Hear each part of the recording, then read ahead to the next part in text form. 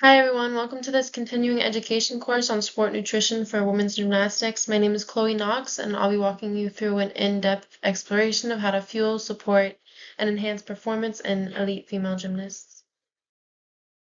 This course is designed for professionals in the fields of sports science, nutrition, and exercise physiology. We'll cover how to identify energy system demands in gymnastics, calculate macronutrient needs, implement fueling strategies, and explore recovery and supplementation, all backed by current evidence. Our specific learning objectives include understanding the physical and physiological demands of the sport, using macronutrient guidelines to support performance, and applying science-based strategies like carbohydrate loading and ergogenic aids. These are practical tools you can implement in real-world coaching and support settings. Let's begin with a breakdown of gymnastics training. Elite athletes train 6 days a week for up to 30 hours. Forces during routines can reach up to 10 times body weight. This intense workload requires not only physical preparation, but also a robust nutrition plan to match the stress. Gymnasts follow a long preparatory phase from May to January, with the competitive season running mid-January through April. Performance expectations are high. Each athlete aims to hit 20 out of 24 total routines, meaning consistent high performance is non-negotiable. This table compares high and low performers. Subscapular skin fold thickness negatively correlates with performance, while thoracic width, which can reflect better lung function, has a positive correlation. But we should recognize that some metrics may reflect unhealthy behaviors, which we should never encourage.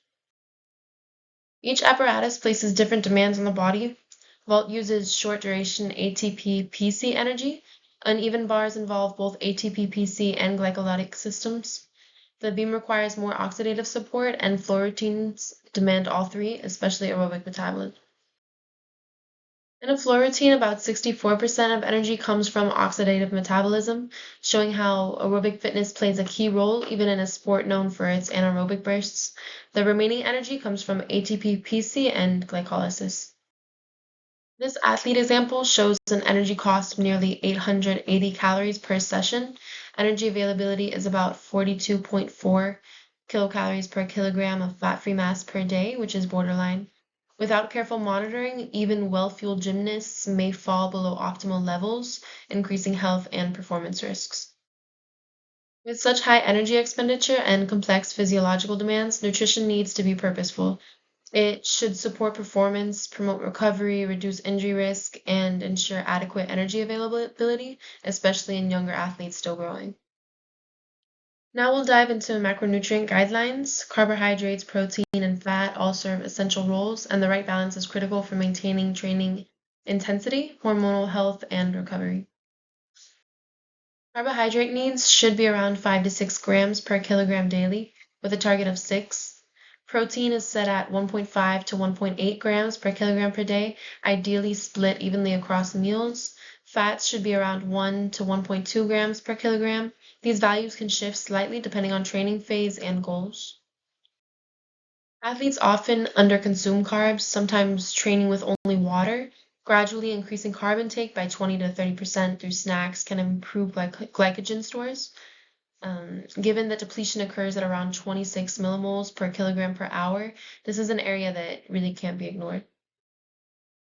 During training, 30 grams of carbohydrate per hour is the benchmark. Post-exercise, combine carbs with a high glycolytic index, fluids, and protein. Something like milk and a banana is effective. Hydration is also critical. Losing just 2% body weight in fluid can impair performance. Here's a breakdown of what daily totals might look like for a 41 kilogram gymnast. Roughly 1,600 to 1,800 calories, 300 grams of carbs, 80 grams of protein, and 50 grams of fat. These numbers provide a strong foundation for energy balance and performance. So this is a full day example of strategic fueling for a gymnast with 2 training blocks. Each meal and snack has a clear purpose, whether it's glycogen replenishment, hydration, or protein synthesis. This timeline supports high training output and optimal recovery. After training, we're not just repairing muscle, we're also restoring glycogen, rehydrating, reducing inflammation, and supporting the central nervous system. A consistent post-workout strategy accelerates recovery and boosts overall adaptation. This section focuses on the intersection of recovery, nutrition, and performance. We'll look at protocols, anti-inflammatory support, and specific supplements backed by data. Post-exercise carbs and protein are crucial, but protein needs to be spread out across the day, around 20 grams every 3 to 4 hours. Anti-inflammatory foods like fruits, vegetables, and omega-3s help reduce soreness and support the immune system overall. This chart summarizes key supplements: caffeine for alertness and power, creatine for lean mass and peak output, beta-alanine and sodium bicarbonate for buffering, and nitrates for endurance and inflammation. Each has a specific dosing range for effectiveness. So physiological data backs our approach. VO2 max shows aerobic conditioning, lactate levels indicate anaerobic fatigue, and IL-10, a marker of inflammation, rises after intense exercise, showing recovery is more than just muscle focused. Wrapping things up, the overarching goal is to apply what we've learned to help the athletes train harder, recover better, and avoid the long-term risks of underfueling or overtraining.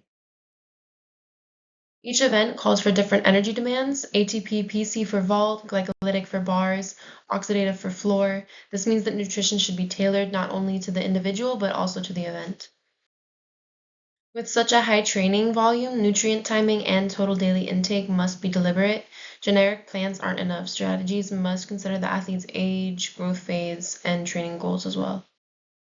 Underfueling is common and dangerous in athletic sports. Educating athletes and coaches on energy availability and RED-S is crucial to protect health and promote sustainable performance. These citations include systematic reviews and position stands on creatine, caffeine, anthropometrics, and energy expenditure in female gymnasts, providing the foundation for today's recommendations.